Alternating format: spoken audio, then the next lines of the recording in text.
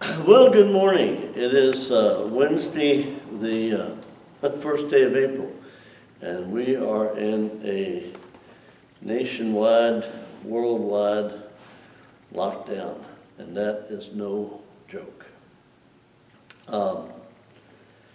Practicing social distancing and doing much of what we do, even from church, in isolation. And with Karen Wright's help, I've been putting masses and Lenten devotions on this YouTube channel. And so we've decided to add a little bit more information to it.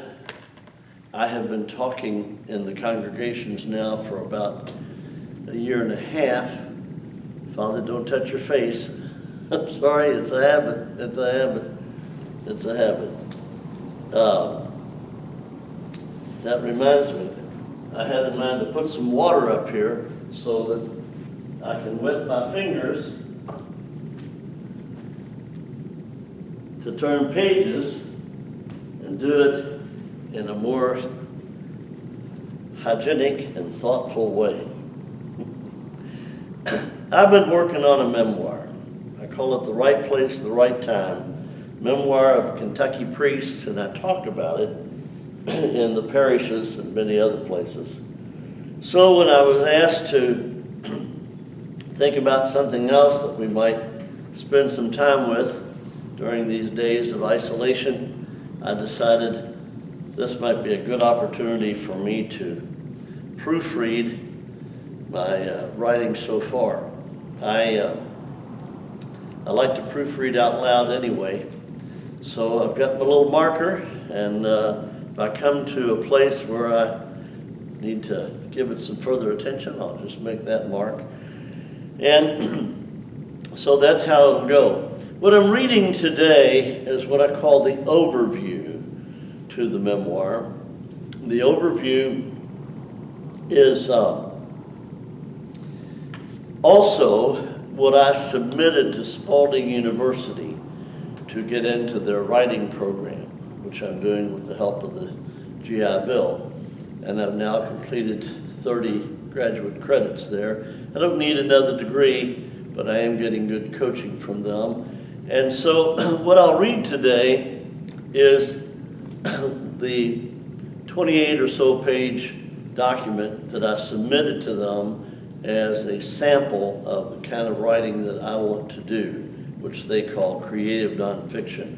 I'll tell you more about that program as the readings go on. But let me just say one other thing, well, two other things. One, you're seeing me in my work clothes. And the letter that's coming out to all on the mailing list of St. Ambrose, St. Ignatius, and St. Clare this week will tell you that during these days I'm wearing my work clothes for a couple of reasons. One, because I'm doing a lot of work around the house. Two, because they are comfortable. And three, with some measure of solidarity to some of the folks that we're seeing on the news. In most recent days, the USNS Comfort and its sister ship, the Hope, have been deployed, and I think you're probably going to see other Navy ships being deployed. The one on which I wore this uniform is called the USS Baton, and it's what's called a landing helicopter dock, an LHD. It's a big old ship. It carries a crew of about 2,400 sailors to run it, and they can pack along another 2,000 Marines. And they carry a lot of aircraft. But the interesting thing, of course, right now is that the sick bay on ships of this class can accommodate about 100 people. They deployed my ship, the Baton, and a couple of the others in Hurricane Katrina, and I suspect that we're going to see them more in the fight against the COVID-19. So anyway, there's a feeling of solidarity with them. I don't miss that work. I've got plenty of work here that I also enjoy. But again, my topic or my title is The Right Place at the Right Time. And the overall theme is going to be that with the grace of God, my life has been lived and will continue to be lived, please God, by being in the right place at the right time in whatever I'm doing. So this is an overview. I'll give you today some of what I've told you in this introduction, some of what I told you in the introduction that I did last time we recorded a Mass, and then I'll give you the layout as I propose it this time. Recently, I was talking to an acquaintance about this project, and he asked if I were spelling the adjective modifying place and time R-I-G-H-T, or perhaps W-R-I-T-E. I answered that the former spelling and meaning is my intent, R-I-G-H-T. However, since that conversation, the latter spelling has remained in my thinking quite a bit, W-R-I-T-E. I find myself ruminating over many thoughts, from time of my life, upwards of age 70, in the second decade of the 21st century, for choosing to write in this way. But I also think of time on my daily schedule to set aside and devote to writing, while carrying on with a schedule of professional ministry and personal care. Regarding the first thought, I suppose that in memoir writing, it is appropriate to pursue such an enterprise at a time in one's life when one has accumulated significant memory of people, places, events, and so on, which prompts a desire to write. The Greeks call this kairos time. Regarding the second point, the motivation for the project, as well as the reality that I'm not getting any younger, will affect the discipline I will need to exercise in scheduling and protecting the time, hours, minutes, needed to write. The Greeks call this chronos time. The other spelling of the homonym write and right is, of course, the one which will get more usage in this project, W-R-I-T-E and R-I-G-H-T. I will spend more time with R-I-G-H-T as the theme of this project. It suggested itself to me in a very precise moment, but it applies to many, many other moments, some precise and others only vaguely positioned in my memory. After the completion of a particularly intense period of my life, over the months, weeks, and days of 27th of June of 2004 to the 11th of February of 2005, I was honored before a large group of people when they were told that I possessed a knack for being in the right place at the right time. The period of time was a tour of combat duty in Babil province, central Iraq, during the post-9/11 global war on terrorism, with an expeditionary Marine unit in Operation Iraqi Freedom. How would a Kentucky priest find himself in such a setting? The answer to that is only a small part of this proposed memoir. Standard procedure following a deployment of this kind is the change of command for many in leadership positions at various levels in these military elements.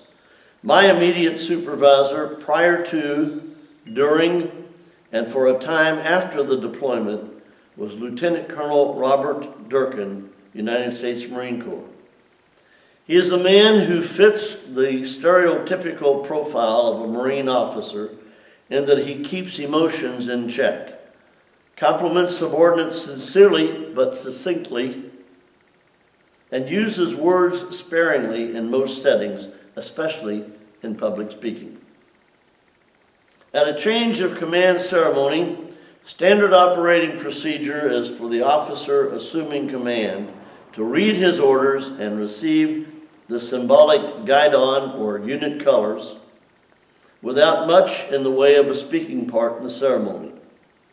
The officer who is relinquishing command is really the star in this moment. He is typically feted with a complimentary speech outlining the unit's accomplishments under his watch, and regularly is awarded a medal for that mission accomplished. The presiding senior officer, typically a general, then invites this unit commander to speak.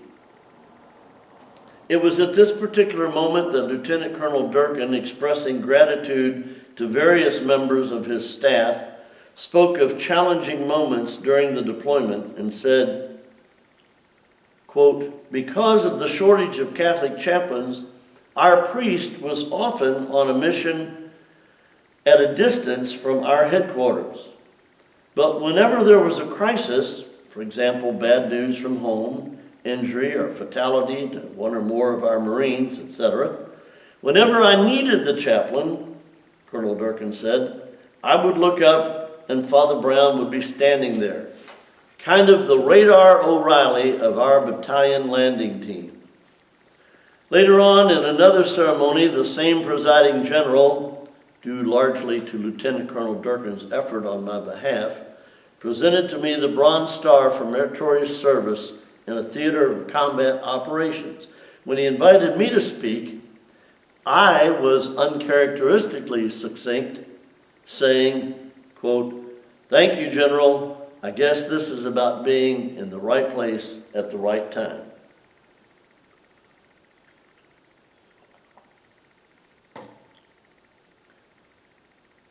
In recent years, I have received a fair amount of encouragement, all unsolicited, to write a memoir. And I have thought that this is something I really might like to do for a number of reasons. However, it has taken a while for the idea of a workable approach, title, format to suggest itself. Since the military part of my life is all that has thus far been mentioned in this introduction, it is important, perhaps, to note that I was 17 years into ordained ministry before I had a serious thought about chaplaincy, and had completed 2 decades in civilian work before I went on active duty as a naval officer. By the time this work is finished, I will have completed a further 10 years of civilian service. That's where we are right now.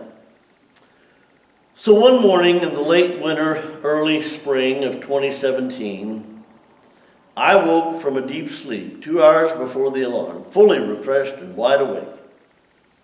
Perhaps I had been dreaming about the ceremonies at Camp Lejeune with Lieutenant Colonel Durkin and Brigadier General McMenamin. It might also be that I had, in my conscious moments, been looking back over assignments and experiences in my civilian career. I had begun less than a year before the assignment, which is destined to be my last, as I had reached the status of a senior priest in the Archdiocese, turning 69 on the 6th of October, 2016. In the clarity of that early morning reverie, it occurred to me that the right place, right time mantra might also be applied to the years of civilian ministry, and even to the formative years of study and personal preparation for the priesthood, ordained ministry, and everything else. Looking over the panorama of 7 decades in the second half of the 20th century and the first half of the 21st, I can apply the phrase to many moments in many contexts. Some of the applications could be situations and settings over which I had some choice or control. For example, I clearly had a choice regarding some of my academic and professional studies. I could choose schools, majors, and so on. I even had considerable input into ministry assignments, which was not the case for priests who entered the ministry as little as 10 years before I did.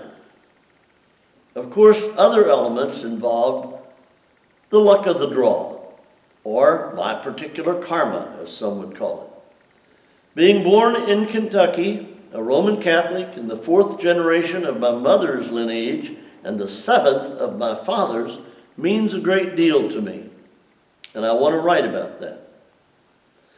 Or of perhaps even greater significance is that the years of my secondary schooling, 1961 to 65, age 13 to 17, were the same years as the Second Vatican Council. I'm convinced that this event changed Catholicism more in the 50 years since than in the 500 years prior. It is arguable that without the Council, the Catholic Church today would be greatly diminished in size and relevance. I'm reasonably certain that had it not happened, I would today be neither a priest nor a practicing Catholic. Yet to come to these convictions, I must have more than academic knowledge of this faith before the Council. I have to have experienced it and remember it. I did, and I do. Right place, right time. Other applications of the mantra will involve specifics of the just mentioned colossal event. Second Vatican Council was huge. And it's, I guess, now more like 55 years ago.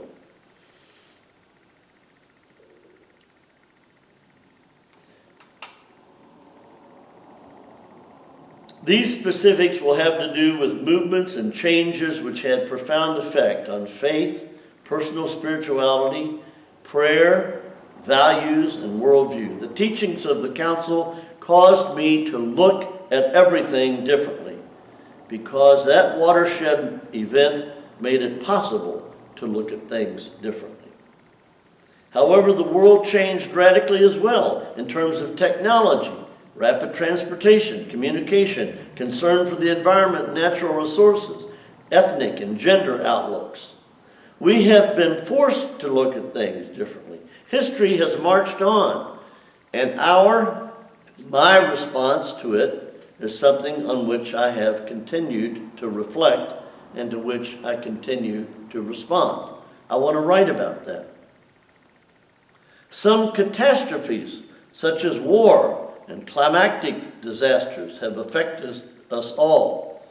I will reflect on their effects on me. And of course, the catastrophe that we are presently in will be written about when I write this period of history. One of the great tragedies of this time in my life is the widespread awareness of the abuse of innocent lives by men with whom I share a unique bond, Catholic priests. Some people have asked about my thoughts in this regard. Some others have been reluctant to ask. Is this a case of right place, right time? Yes. We respond to the good and to the bad. This memoir will be the right place and time for me to address my experience, thoughts, feelings, and perhaps to share instruction as well as pain. How could I call this a memoir of a Kentucky priest without addressing this issue? The application of the mantra, right place, right time, to the larger context, such as career moves, pastoral, clerical assignments, military missions, duty stations, and the like, will perhaps provide the structure for this memoir. Those are typically attached to a calendar in a sequential way, as are birth, formation, death of parents, siblings, memories, etc. These events and activities, of course, will parallel events and movements on a larger scale. For example, as I reflect on the years of seminary training, I will automatically be reflecting on the years of the civil rights movement in America and our nation's involvement in the war in Vietnam. Like most of us of a certain age, I will remember and write specifics about where I was and what I was doing when King and Kennedy were assassinated, when Neil Armstrong walked on the moon, when John the 23rd died, when Paul VI, John Paul I, and second, Benedict XVI and Francis I were elected popes. So, will this be my memoir? Well, the response to that is, I hope at least some others may be interested in reading it, but the use of the possessive pronoun my is something about which I want to give some instruction from the beginning. Since early in the first years of ordained ministry, I have become sensitive to expressions like my ministry, my priesthood, my ordination. Even more seemingly generic ones like my birthday, my anniversary, my pastorate, my career, always seem to catch my notice when I hear them spoken by others. I do my best to avoid using my in those contexts. It is a lesson learned now many years ago from a rather remarkable priest at the time of, quote unquote, his ordination. The late Father Joe Vest, who was ordained for the Archdiocese in the 1980s, would not have considered himself remarkable. I'm confident that there are many who have personal memories of Joe. Like any priest, he would have performed baptisms, weddings, funerals, any and all sacraments for individuals and families. He would have visited hospitals and nursing homes, counseled individuals and couples.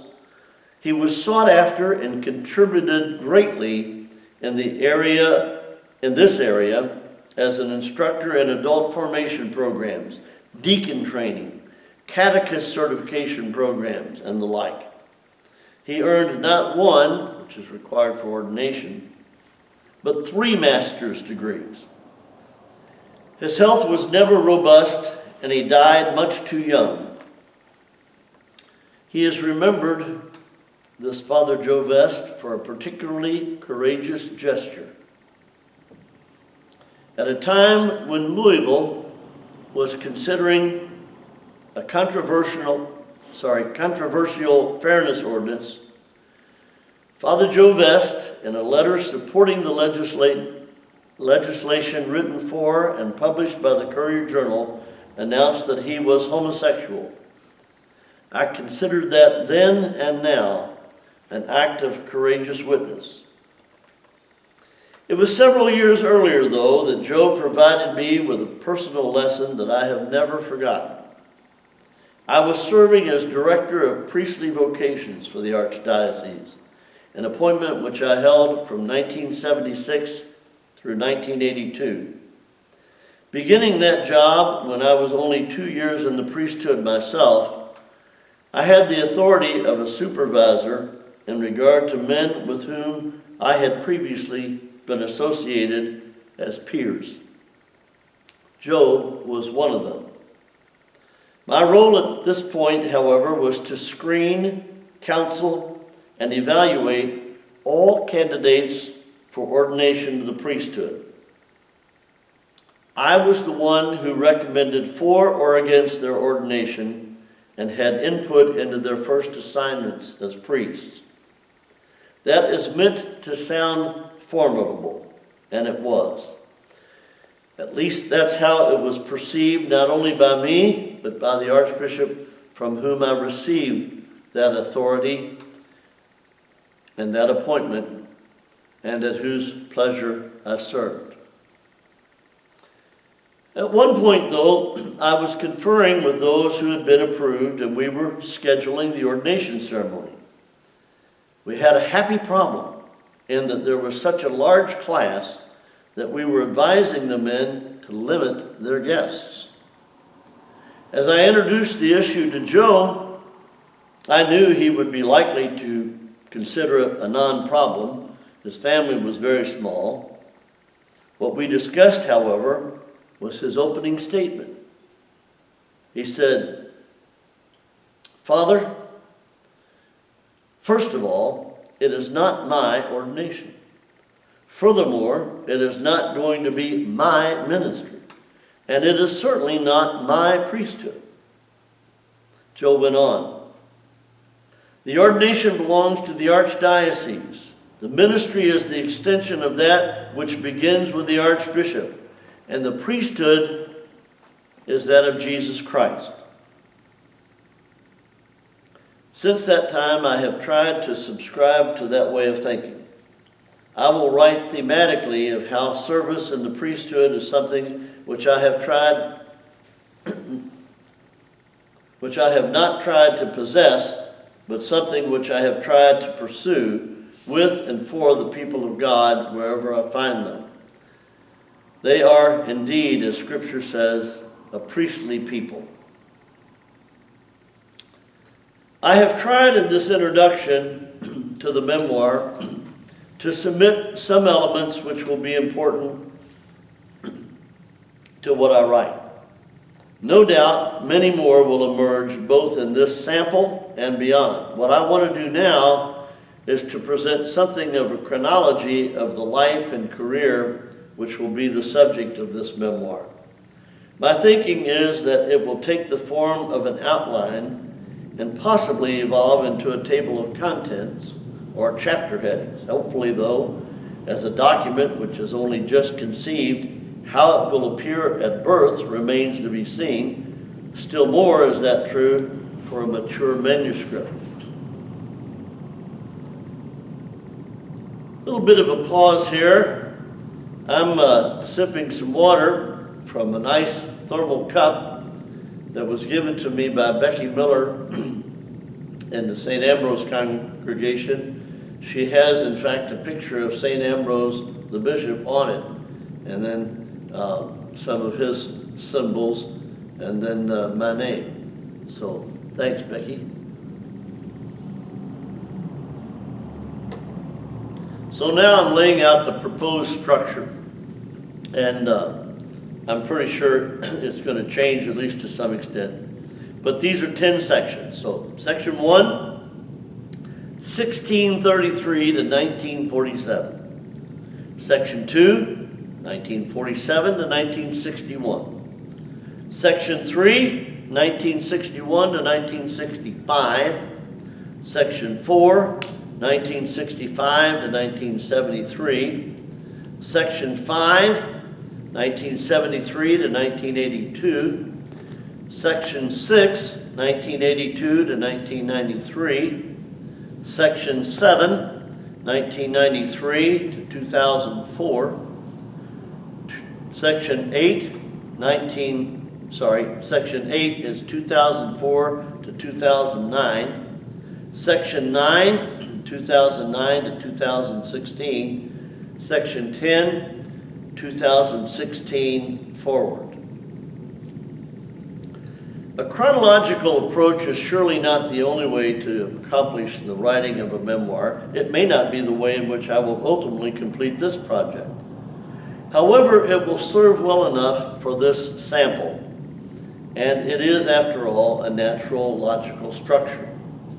As indicated before, writing about the periods of time will be not only about experiences and developments pertaining to me individually or even to my family and community, but also to my experience of and response to people, events, movements, etc. of a national and global nature. The selection of 10 periods is similarly not an absolute or even intentional approach to the timeline.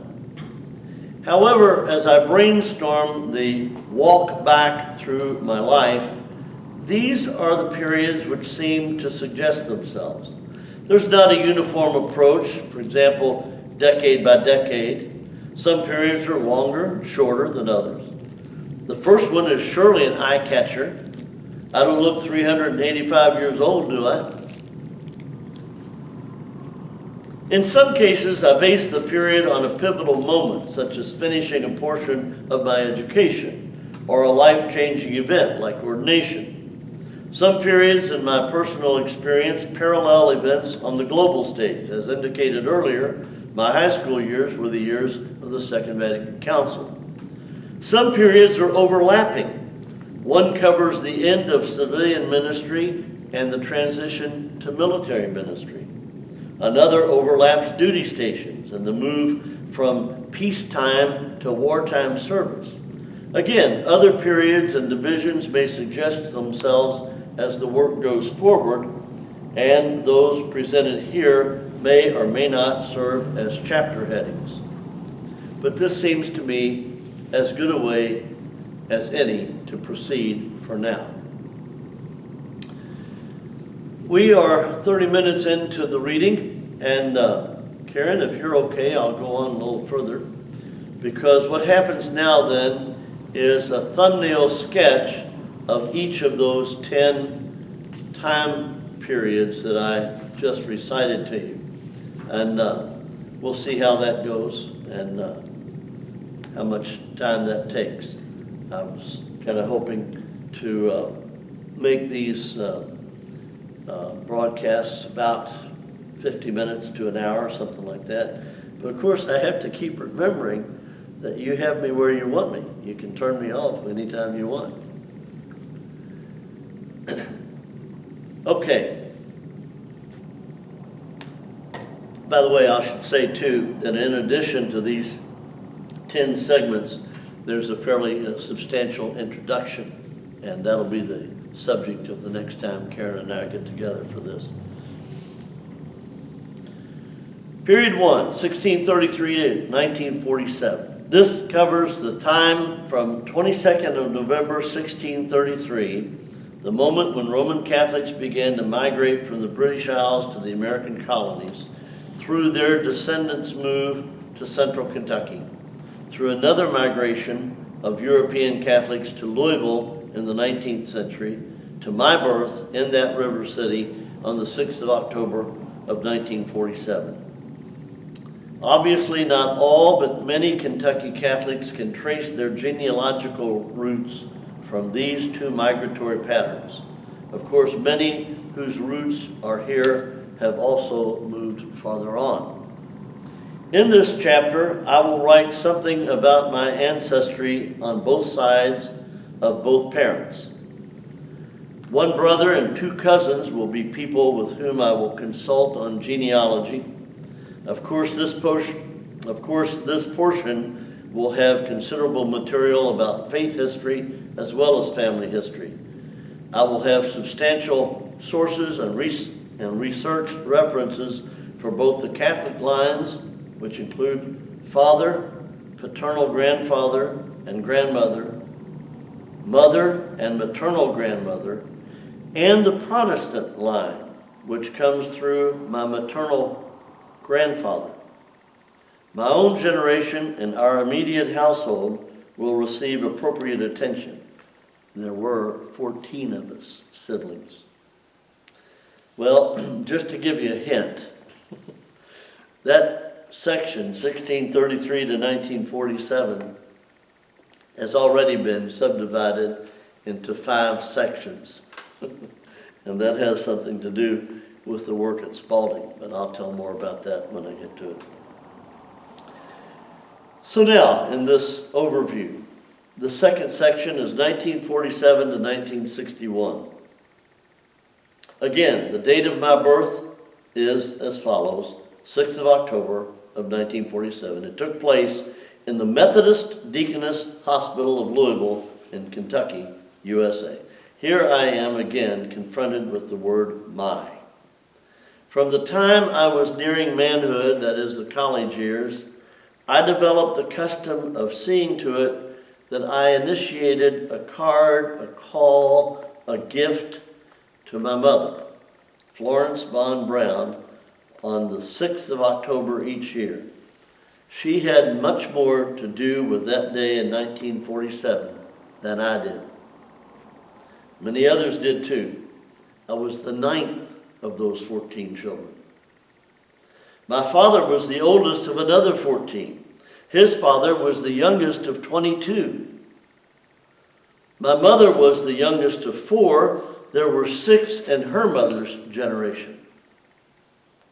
The center of our world, my generation, was a residential neighborhood in the inner city and a large church and school. It could be called a Catholic ghetto. We had activities such as scout programs, city parks, movie theaters, and libraries, but the center of the universe, certainly for me, was church and school, where I encountered liturgical worship as well as priests and nuns. I do not remember the Korean War, Harry Truman, or the coronation of British Queen Elizabeth II. I do remember the presidential campaigns of Dwight Eisenhower and Adlai Stevenson, and the move of the Brooklyn Dodgers and New York Giants to California. I remember my first communion in 1954 and my confirmation in 1955. I remember seeing Bishop Fulton Sheen's television program surpass that of Milton Berle's in popularity. I watched Yuri Gagarin and Alan Shepard rocket beyond the gravitational pull of the Earth. I laughed at Lucille Ball, and I cried when Ode Yeller died. Segment 3, 1961 to 1965. In Louisville, through the 1950s and 1960s, Catholic students entering high school had 8 choices for girls and 8 choices for boys. There were several co-ed high schools in rural communities in Kentucky and at least one in southern Indiana. In the spring of one's 8th grade, students and parents made their choice known to the pastor of the parish. My mother and I met with Monsignor J. Bernard Kiefer, and I spoke to him of my desire to enroll at St. Thomas, a boarding high school with a curriculum designed to prepare students for college and graduate school, leading to ordination in the Catholic Church. 10 other boys in my class of over 50, with as many girls, expressed similar interest in this type of high school. Around the archdioceses, there were 200. That was a little bit of a complex sentence. I'm saying there were 55 boys in my class, and 11 of us expressed interest in that kind of a high school where you were preparing to go into the seminary. 1961. They don't have high school seminaries today, but in 1961 they did. America had just inaugurated its first Roman Catholic president. Possibly the most frequently asked question which I have heard over the years goes like this. Did you know as a freshman in high school that you wanted to be a priest? The answer, of course, is no. However, there was enough about Father Kiefer's life and work that was attractive to me that I wanted to give it serious consideration, and St. Thomas was the place to do that.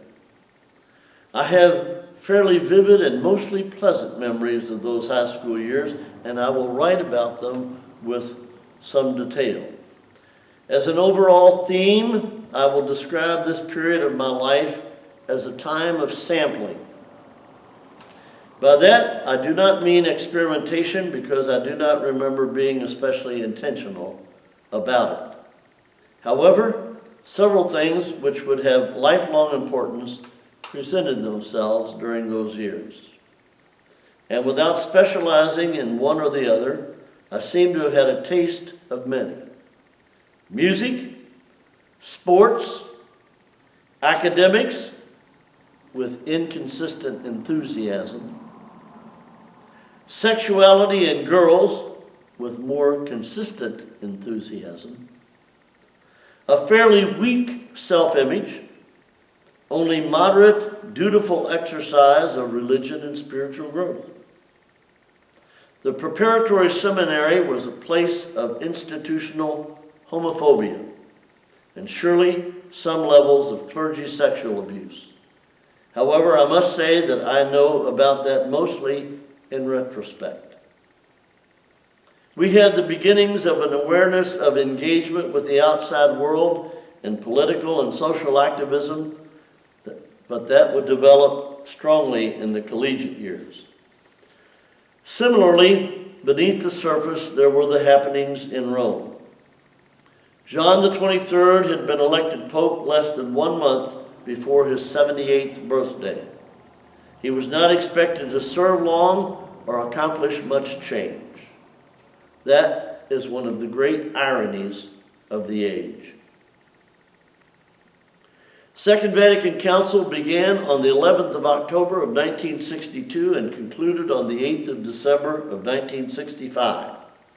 Pope John did not live to see the end, but he certainly started it, and in truth, it will never end. In this section of the memoir, I will highlight those teachings of the Council which I believe will have the most lasting effects.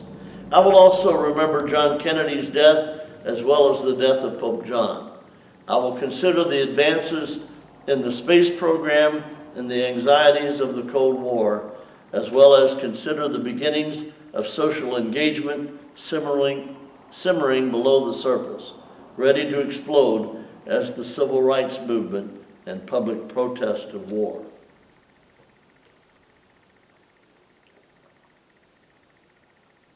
Section 4.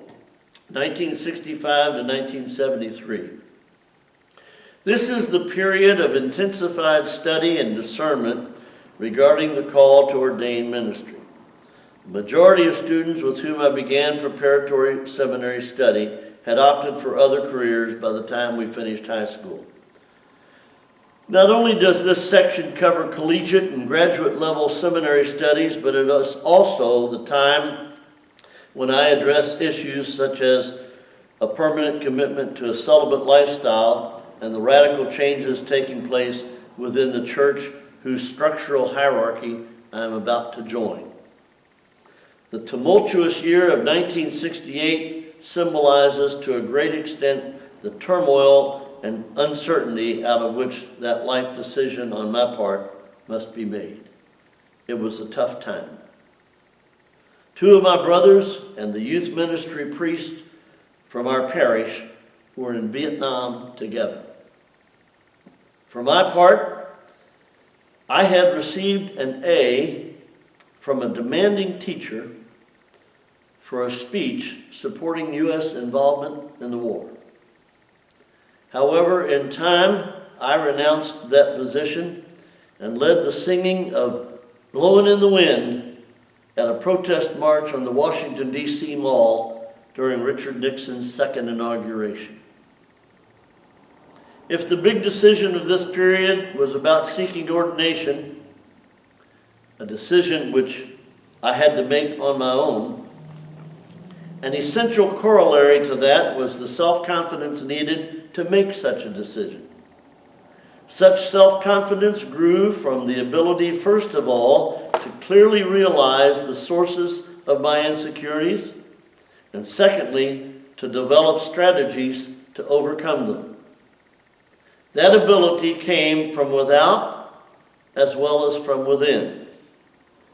Academic and behavioral guidance was provided by the schools in the form of group dynamic growth sessions as well as academic challenge and achievement.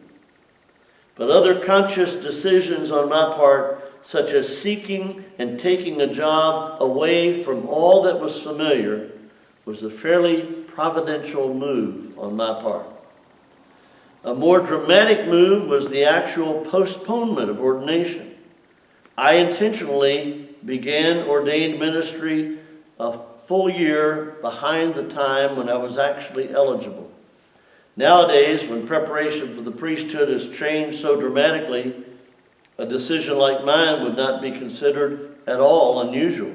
However, in 1971, it was rather bold, and I received no small amount of criticism about it from sources which held considerable influence on me. So, between 1971 and 1973, I spent 2 periods of time outside the seminary. I will write about them with considerable detail. I will also write about the decision to seek ordination, the ceremony itself on the 18th of August of 1973, the interracial setting in which it took place, and the affirmation which provided such a positive beginning to this career. Section 5, 1973 to 1982. In the Roman Catholic Church, ordination takes place in 3 ranks, although that term is rarely used: deacon, priest, bishop. Except for the postponement, a highly personal decision, my experience of ordination was fairly typical. I became a deacon, served in that capacity for about 10 months, then became a priest. It is a relatively small number of priests who become bishops. The 10-month period, a kind of internship, was amplified for me because it was effectively linked to the period of postponement which preceded it. As I indicated above, this had a great deal to do with my emerging self-confidence, and it apparently did not go unnoticed by my superiors, that is, more experienced priests in the Archdiocese. In this section, I will write about important consultations and appointments to 3 official assignments as a new clergyman: the deacon internship, first placement as a priest, and the appointment as director of seminary studies. It was a fairly swift move from a graduate student struggling to deal with insecurity born of a poor self-image and low ego strength to a still young priest in a position of enormous responsibility. From 1976 to 1982, I decided who became a priest and who did not in the Archdiocese of Louisville. With those experiences, whether I realized it or not, I was building the foundation for many aspects of a long career. During those foundational years, I had 2 rather different residential situations, one of which had considerable demands but significant affirmation, and the other which made little demand but which provided little affirmation. I also experienced considerable travel, mostly for work, and had interaction with priests on a national level. I developed important friendships with some women as well as men at this time. Most significantly, I was field testing the definition of priesthood, which I had earlier developed academically. These vague statements that you've just heard will come into sharp focus in the memoir. Rather dramatic things were happening too on the national and international scene in these years of 1973 to 1982. For the only time in American history, a vice president and a president were forced to resign in disgrace, to be followed by a man who had never been elected to or served in the executive branch of government. A man who had served as a governor surprised the political pundits by being elected president, only to be surprised himself by the seizing and detainment of more than 60 of his fellow Americans in Iran. That arguably caused him to lose a second term as president to a man who had, yes, been elected governor, but who was better known for his nearly 30 years as a Hollywood screen actor. This period also saw at its very beginning an equally dramatic, if perhaps a considerably brighter moment. And a Kentucky thoroughbred nicknamed Big Red won the Triple Crown of racing, establishing records which still stand a half century later. Section 6, 1982 to 1993. As the year 1981 came to a close, an announcement was made in the Vatican that the Pope had accepted the resignation of Thomas J. McDonough as Archbishop of Louisville and had appointed Thomas C. Kelly of Washington, D.C. as the successor. Kelly would formally be installed in February of the new year. As director of seminary students, the position I held on the Archbishop's staff was like that of a department head. As such, I was one of the first people Archbishop Kelly contacted, even before he came to Louisville, and similarly, one of the first to meet with him formally as he developed his initial image of the Archdiocese. That interview contained some very memorable moments about which I will write in detail. The real significance of the meeting, though, was that the new Archbishop honored my desire, even though it was somewhat lukewarm, to resign and return to parish work full-time. Later that spring, Archbishop Kelly sent word through his director of clergy personnel that he was offering me the position of pastor. The surprise was that in those days, a priest was usually 15 to 20 years in ordained ministry before he was offered such a position. I was still under 10, including the internship. The appointment could not have been to a more personally appealing job anywhere.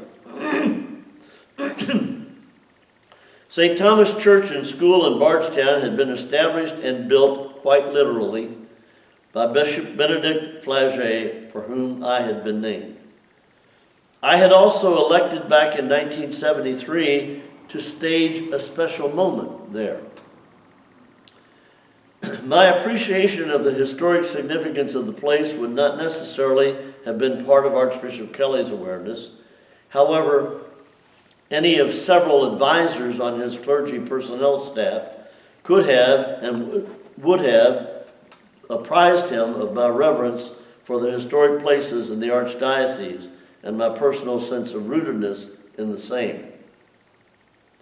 Becoming pastor of a modest-sized parish and school would also give me an excellent opportunity to test the definitions about the ministry of diocesan priest, which I had been formulating since school days. One mental exercise which I applied as I began ministry at St. Thomas was to ask myself the question, what would my priority be if I were a 34-year-old man in the pew instead of in the sanctuary? The answer came back, probably the education of my 10-year-old. I knew that I would put energy into the development of the parochial school as well as into the general life of the parish. There was an issue, too, that became evident in several ways from about the beginning of my time at St. Thomas. According to current policy, this was to be a 10-year assignment. But members of the parish were quickly asking questions like, how long do you think you'll have to stay here? I would reply with statements like, I get to stay here at least 10 years. They would follow with something like, oh, the Archbishop would not waste a young, energetic guy like you on a little country parish like us.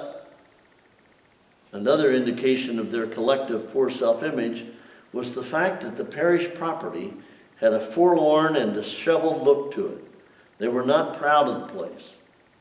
Other contributing factors to this malaise had to do with aspects of the ministry and lifestyle of the previous pastor, about which Archbishop Kelly had cautioned me.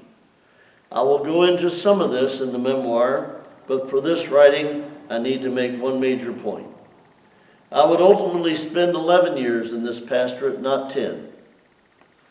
Moreover, it would be not only the sole assignment in which I had the title pastor, but also the high point of all professional ministry, civilian and military, for me. Certainly, comparing one duty station to another is a bit of the proverbial apples to oranges syndrome. However, no work I ever did anywhere fit my definition of diocesan priesthood in the way the years at St. Thomas did. Here is that definition. The role of the diocesan priest is to celebrate the presence of Christ in the midst of a congregation with whom he has a relationship of love. As indicated already, I devised that very early in my discernment, and the definition has aged well. Another aspect of life during these years had to do with recreation and travel. In 1984, I was part of a pilgrimage to the Holy Land in Rome. This is not an uncommon activity for priests, but to date, it is the only one I have experienced. I also learned scuba diving in these years and trained to certification as a master diver. I have logged well over 300 dives in some of the planet's most appealing and challenging locations. And the Navy has nothing to do with that skill set. More about that in the next segment. Well, pausing for Karen's sake, how are you? Should we go on? Okay, she's telling me that I can go on, and as I've said already more than once, those of you who are listening on YouTube can take breaks too. Turn me off whenever you want. And by the way, I clear my throat a fair amount. And of course, everybody's concerned about throat conditions. Mine has much to do with pollen in the air, postnasal drip, which are chronic, and most of you that know me, have seen that. I talk about riding my bicycle and working out in the yard and so on and so forth. So this clearing of the throat and the effects of the allergies is, I think, a small price to pay for getting outside when we can in isolation. Segment 7, 1993 to 2004. In early August of 1990, under orders of President Saddam Hussein, forces of the Republic of Iraq invaded Kuwait. A coalition of forces, including many Americans, retaliated, and today, over 25 years later, are still present in the Middle East. 11 years later, the most destructive invasion by a foreign power to ever strike the United States of America occurred on the 11th of September, accounting in a major way for why Allied forces are still in that part of the world. It is thus from Operation Desert Storm through the ongoing global war on terrorism that I have found myself serving in military uniform. Here is how it started for me. By the end of the 1980s, many priests of the Archdiocese were being asked to take on part-time jobs. I called it getting your hyphen. A priest might be assigned as pastor, but also have a job as chaplain to an organization like the Knights of Columbus or a long-term care facility. He might work in a parish full-time, but also serve as director for programs in spiritual formation. It became ordinary to see men with titles like pastor - high school chaplain or pastor - hospital on call. Quarterly, we received a newsletter from the personnel office with advertisements for part-time service. I received my hyphen when I answered a request for a part-time 2 masses per month priest at the Navy and Marine Corps Reserve Center in Louisville. After serving about 3 months, I met with a reserve recruiter, was commissioned as a lieutenant, ironically, on the 11th of September of 1990. And the rest is now history. In the memoir, I will unpack that timeline and write of the duties I had during the waning years at St. Thomas. There were periods of at least 2 weeks in the Indian Ocean, Arlington National Cemetery, and Guantanamo Bay in Cuba. However, 1993 saw the farewell to St. Thomas and civilian ministry in my home area, and the hello to things unknown. I would later speak of this as the second biggest transition in my life, the first being from graduate student to ordained professional clergyman. To my surprise, I was given a fair amount of input into the selection of my first duty placement. I remember the advisor saying something like, "Ben, there are 5 places open and you're the only priest we have to fill them. You can make the call." 4 of them could be driven to and from Kentucky in 6 to 12 hours. I chose the other one, with the Marine Corps near San Diego in California. Although there was something of a rocky start, it proved to be a good assignment, whether I limited the experience to the 3-year initial commitment or continued on. In that initial tour of duty, I actually saw service in the Middle East as well as at sea and in the American desert, the Mojave Desert. Afterwards, I was offered and accepted an academic sabbatical in exchange for another 3-year commitment. By 1999, I had completed a doctoral program at the expense of the Department of Defense and received a promotion in rank. I had also completed 25 years in the priesthood. The next stop was Kodiak Island in Alaska. America's military presence there is our largest Coast Guard base. An airstrip and a harbor enable us to do significant service in environmental protection, control, preservation of natural resources, search, rescue, and law enforcement. My tour of duty there lasted until the summer of 2001, when I received orders to a military exchange program. A priest from the British Royal Navy was sent to the States, wherein he served as a chaplain for the Recruit Training Center near Chicago. I was assigned to the Royal Marines Training Center at Lympston in Devon, Western England. The promise when I arrived in July was that I would be received like an ambassador and enjoy much leisure time for sightseeing with cultural and artistic events. But September followed July. After consultations involving people like Tony Blair, George Bush, and members of their respective defense departments, I found myself in the Middle East as chaplain to 3 Commando Brigade of the Royal Marines. It is impossible to say if I thus became the first American military chaplain to move to the Middle East after the 9/11 attacks, but I was in that theater of operations by the 23rd of September.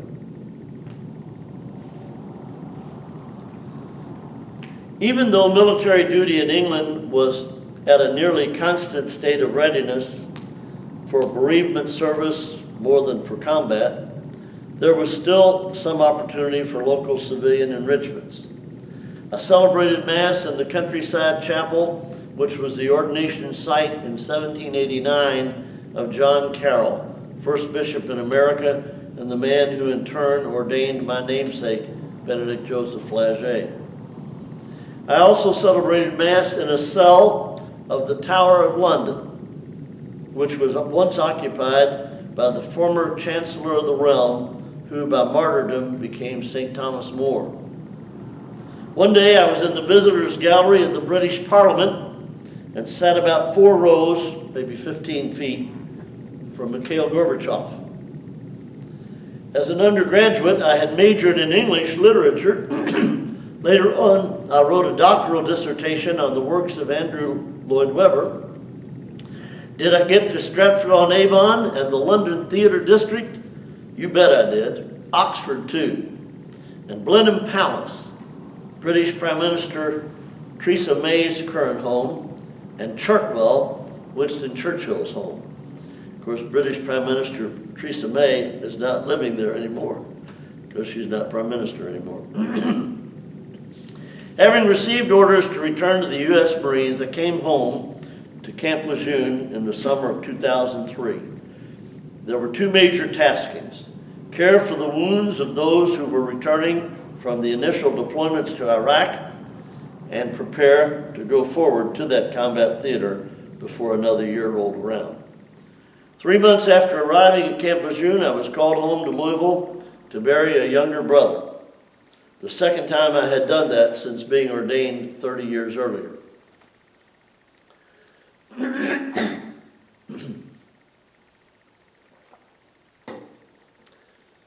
Segment 8, 2004 to 2009. A rather frequent and natural question often put to military chaplains runs something like this. How is ministry in the military different from or similar to ministry as a civilian? The answer with which I usually reply is basically with another question. How is life in the military different from, similar to, life as a civilian? And of course, there are significant differences, but they have largely to do with lifestyle and elements characteristic to each setting. In the military, one must observe the customs and courtesies of a rank-based culture. There are frequent moves and separations which result in differences regarding the establishment and maintenance of friendships. And of course, there are settings such as combat theaters which can make life dramatically different in the military versus civilian experience. And yes, one might say this colors ministry. However, I would posit that ministry at its core is the same everywhere, wherever it happens. True, a baptism ceremony which I conduct in a war zone will look very different from one I will conduct in a parish church. But the spiritual experience of faith, decision, and a commitment to be a follower of Christ are fundamentally the same. I baptized and confirmed 11 sailors and Marines in Iraq. The memorial services I conducted were for a similar number. However, the two most memorable experiences of ministry relative to the combat deployment were things which would have happened in the same way if they had taken place at Camp Lejeune. One had to do with my commanding officer and his wife, who very much wanted to have a baby. He confided to me that they had spent a lot of money and emotion on fertilization efforts and were beginning their last attempt about 3 months before the battalion's departure date. They asked for my prayers, to which I responded with some specific counsel. The other experience of ministry involved an enlisted Marine who made it a point to meet me shortly after I reported to the unit in August of 2003. This Marine had spent some time in a Benedictine monastery as a candidate for serving as a priest and monk. After a significant measure of his education, he took a hiatus and joined the Marine Corps. Still aspiring to the priesthood, he correctly thought that serving an enlisted tour of duty would stand him in good stead as a chaplain later on. In spite of being wounded while in Iraq with me, he served 2 additional combat tours, turned down a very substantial re-enlistment bonus, took an honorable discharge in 2007, and today has been a priest for nearly 10 years. There's more to these great stories. Yes, Mrs. Durkin delivered a baby girl while we were in Iraq. I baptized her and her twin brothers who came along in 2008. People who speak of post-traumatic stress are most often referring to the stress produced by combat. I will write of that, certainly. However, returning in 2005 to Camp Lejeune, I served some tension-filled months with delivering KIA, WIA notifications and debriefing returnees and the walking wounded. You know that to mean killed in action, wounded in action. I left Camp Lejeune in 2006 and reported as supervisory chaplain for an expeditionary strike group, a collection of 7 ships based at Norfolk in Virginia. That's where I got this uniform. It was with this display of military might and the 8,000 men and women who made it formidable that I traveled for a 4th time to the Middle Eastern combat zone. There are again great stories to be told from that tour and more episodes of religious ministry, like in civilian life, but in a much different setting. It was from that setting, a ship underway, that I learned of the appointment of Bishop Joseph E. Kurtz of Knoxville as Archbishop of Louisville. The local paper, The Record, reported that the congratulatory message which came the farthest for my new civilian supervisor came from a ship in the Red Sea. In 2008, I accepted orders to the island of Crete in the Mediterranean Sea with a high degree of motivation. I thought I was the right priest for the job. And I had a very successful tour of duty, was awarded a coveted medal. However, what I did not know at the beginning was that it was to be my last tour of duty. The problem, I had reached my 62nd birthday. The upper age limit for officers is in fact 62, and I knew that from the moment I was commissioned. However, waivers are routinely given for chaplains and physicians. In fiscal 2009-2010, the Chief of Naval Personnel opted not to give the waiver. I came home, kicking and screaming. I had accumulated 19 years and 4 months of service, and by all accounts, a superb record. To add a touch of irony for me, who had, as a young man, taken an activist role in the civil rights movement of the 1960s, it was the administration of America's first African-American president that was bringing me home. But I voted for him twice, and I'm proud of it. Well, we're up to section 9, and we are within about 8 pages of the end. I project that to be another 20 minutes tops. Okay. Karen says roll on. So, segment 9, 2009 to 2016. Within a month of my discharge from the Navy Chaplain Corps and my arrival back in Louisville, the Pope authorized another message to be delivered impacting the Catholic clergy of Louisville. William Medley, one of the men for whom I had been advisor over 20 years earlier, was being named the 4th Bishop of Owensboro. That really energizes the local church, but it has consequences for the placement of priests. When one moves, another must take his place. The office of priest personnel was, like everyone else, surprised by, quote-unquote, losing a priest. But they were also surprised because I had come home earlier than projected. However, I was making considerable effort to continue military service as I had consultations with the leadership of the Army Chaplain Corps and the Air National Guard. I had also been properly screened and vetted with the Veterans Administration Chaplain Department, and they were aware of my availability and interest. Archbishop Kurtz, too, was supportive of my continuing to work outside the Archdiocese. However, it was a rather serendipitous turn of events which took me to a small Catholic college and parish in Washington County, Kentucky. St. Catherine, owned at that time by the Dominican Sisters of Peace, was in need of an instructor in religious studies and a campus chaplain. I seemed to fit the bill, and I served in that capacity for 5 years. I resided in a tenant house on a nearby farm and provided sacramental ministry not only to the community at the college and the convent, but also to a traditionally African-American Catholic parish. Many of the people there were relatives of people whom I had served in the deacon internship parish in Louisville 40 years earlier. It was in this setting that I, along with virtually everyone else on the planet, was stunned to learn that for the first time in nearly 6 centuries, a sitting pope would resign from office. Only 4 times in all of papal history has a pope resigned.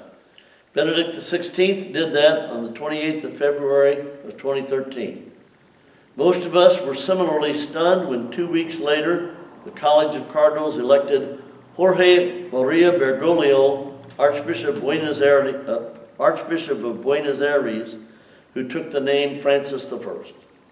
Among many other firsts, this man came from a non-European country and was and is a member of the Society of Jesus, also known as a Jesuit. This period of time also saw for me a developing relationship with the Veterans Administration medical system, both as a receiver and a provider of services. When I received the denial notice of my appeal to remain on active duty as a military chaplain, a part of out-processing was a thorough physical examination. In this process, I was welcome to make disability claims, and I did. Once settled in Kentucky for my permanent residence, I was given access to regular medical consultation and treatment, which of course continues now. I also have been called upon to serve as chaplain at Veterans Medical Centers in Louisville, Lexington, and at Dayton in Ohio. When I learned that a residential care facility for veterans was to begin service likely in 2016, I sought to position myself for applying as chaplain there. Another activity of this period was the academic program in which I participated at Bellarmine University in my hometown.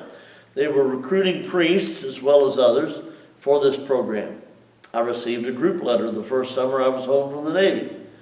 As the work at St. Catherine College was coming to an end, this program of reading, writing, and discussion in some of my favorite areas seemed a good way to fill the gap. It was in more ways than one.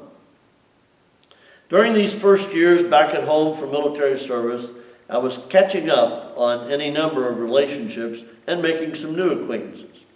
One of those was with the Most Reverend Archbishop of Louisville, Joseph E. Kurtz.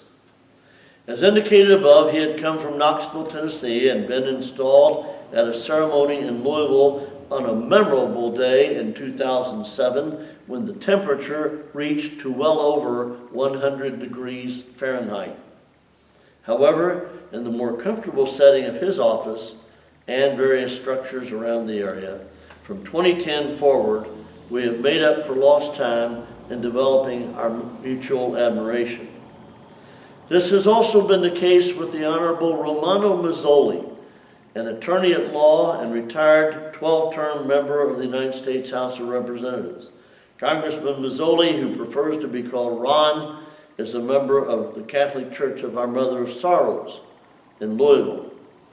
During the latter years of military service, I would stay there on home visits and assist with the Mass schedule. From November of 2009 until April of 2010, I lived there. Thus, I became acquainted with this very gracious man whose accomplishment is legendary. Today, when the issue of immigration is so dramatically in the forefront of the nation's conscience, the Simpson-Mazzoli bill, signed by an aging Ronald Reagan on the 7th of November of 1986, is still the law of the land. Of the many warm moments which Ron has gifted me, of the many warm moments with Congressman Mazzoli has gifted me, I will always treasure his invitation to pray privately with his family on the funeral day of his wife, Helen Dillon Mazzoli. Segment 10, 2016 forward. As I begin this last section of the sample memoir on the morning of the 28th of July in 2018, one of the lead stories in the day's news comes from Vatican City. The Pope required and accepted the resignation of Cardinal Theodore Edgar McCarrick, retired Archbishop of Washington, D.C. This is because of credible evidence of sexual misconduct. He is the highest ranking member of the Roman Catholic hierarchy in America to face such charges. The former cardinal will be formally disciplined by being confined to a monastic type of residence and ordered to live the remainder of his life in prayer and penitence. That may seem an easy punishment for a man of McCarrick's age. However, it makes his final years, and more important, his legacy, one of shame and ignominy. This is a man who received, among many honors, the Eleanor Roosevelt Award for Human Rights. That is no longer what will be most closely associated with his memory. I take note of this for many reasons, not the least of which is that I had some administrative interaction with young Bishop McCarrick in the 1980s. A man had approached the new bishop seeking ordination to the priesthood. The bishop of the newly created Diocese of Metuchen in New Jersey was eager to recruit priests. Since I had known the applicant well as both a peer and an advisee, I was asked by this bishop and some others for a letter of recommendation. I advised against ordination in no uncertain terms. Bishop McCarrick did not take my advice.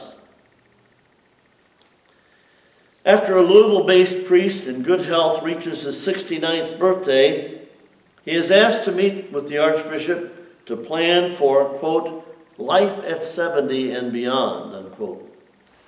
He is welcome to retire fully from ministry, not priesthood, and receive a modest pension. He is also welcome to continue in ministry in the capacity of his choosing. If he serves a parish, he cannot have the title of pastor because of some regulations of ecclesiastical law. Archbishop Kurtz encouraged me to apply to the state for the position of chaplain on the developing staff of a residential care facility for military veterans in Radcliffe near Fort Knox, and to accept his appointment as priest administrator with residence for churches of St. Ambrose and St. Ignatius, also in Hardin County.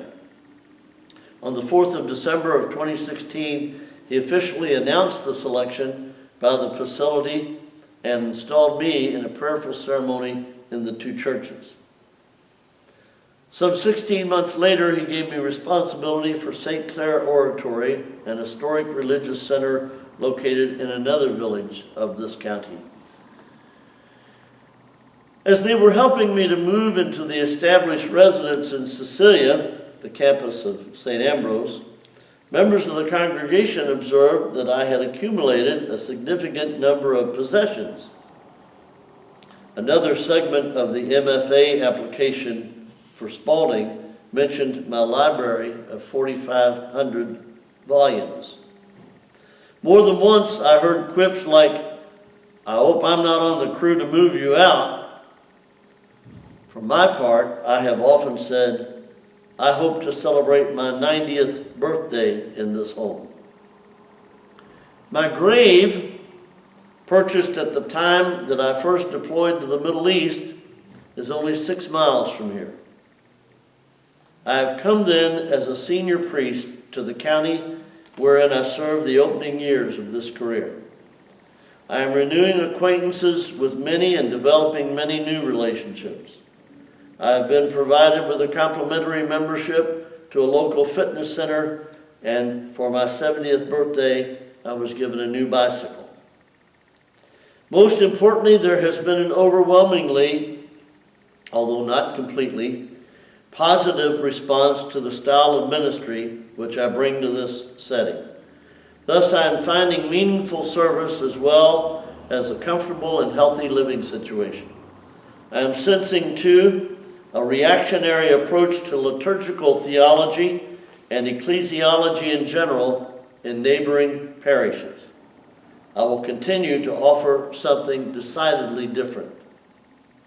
As has been indicated, I am committed to the vision of the Second Vatican Council. Teaching and living that vision here will give meaning to my existence as long as I live.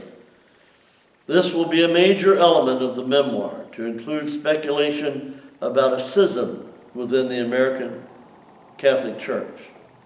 Recently, I have begun to speak to parish leadership about funding a position in which I would have administrative assistance. I grow progressively more pleased with the picture that is emerging in the twilight years of a long and productive life. Perhaps somewhere in the introduction or conclusion to this memoir, I will reflect on the stages of life. I can access help with that from Buddhist teaching as well as from psychology, particularly Erik Erikson, and from literature, particularly Shakespeare's As You Like It. One more page is the afterword, and then we'll wrap. Reading back over this sample, I feel moderately satisfied with the chronological divisions, but I'm certainly open to reconsideration of those. In every portion, there are areas for major reflection and reminiscing. Many more anecdotes and stories will come to mind. I have a collection of over 100 group letters mailed and emailed over the years. These will greatly assist in jogging my memory for times, places, and people. There are hugely glaring omissions as I read over the sample. I mentioned burying 2 younger brothers after I was ordained. However, I wrote nothing of the death of both parents and a beloved 40-year-old sister, all of whose funerals I conducted. Nor did I write of the deaths of Archbishop McDonough, who twice ordained me, or that of John Paul I, Pope for just over a month, whose death stunned the world. I mentioned the selection of William Medley, one of the men with whom I shared seminary years and for whom, before his ordination, I was supervisor. There were 2 others in rapid succession. Charles Thompson and Mark Spalding were made bishops.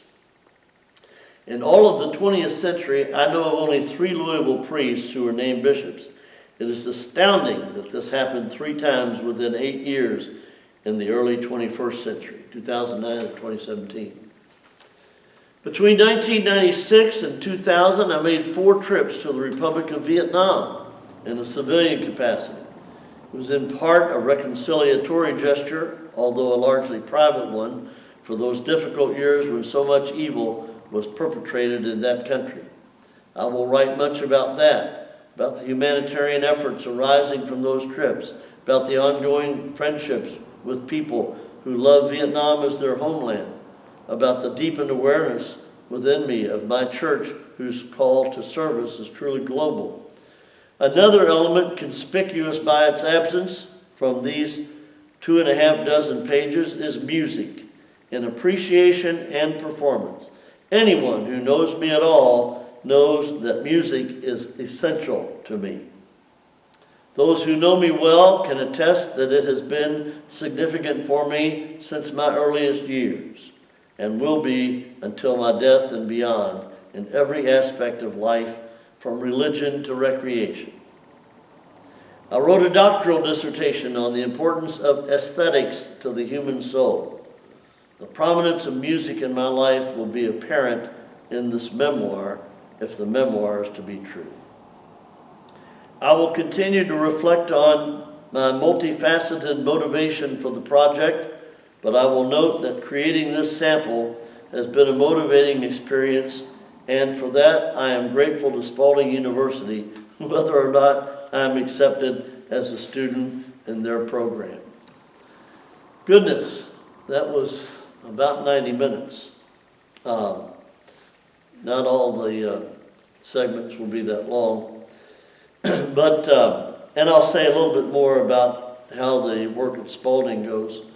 But the next segment that Karen and I tape will be actually the introduction. I'm sure that you're sitting there, if you've listened to all this, and said, that sounds like the whole book. Well, it's not. That's just the overview. So anyway, I'll give you the introduction the next time we record, and then we'll go into part 1 after that. So anyway, thanks for your attention, and remember, you can turn me off as easily as you can turn me on. God bless everybody. By the way, you can watch this Saturday. We're recording on April 1st.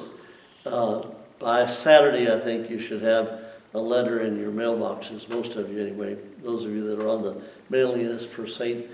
Ambrose, St. Ignatius, St. Clair. That is going in the mail this afternoon, so you should have it by Saturday, and then we'll tell you about Palm Sunday and Holy Week. Karen assured me before we started taping this morning that she would be able to tape Holy Week, to, how do you say it, live stream the Holy Week services. So that's really good news.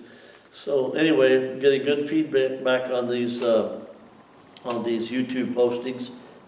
Thanks for your interest. And I think I'll go have some lunch.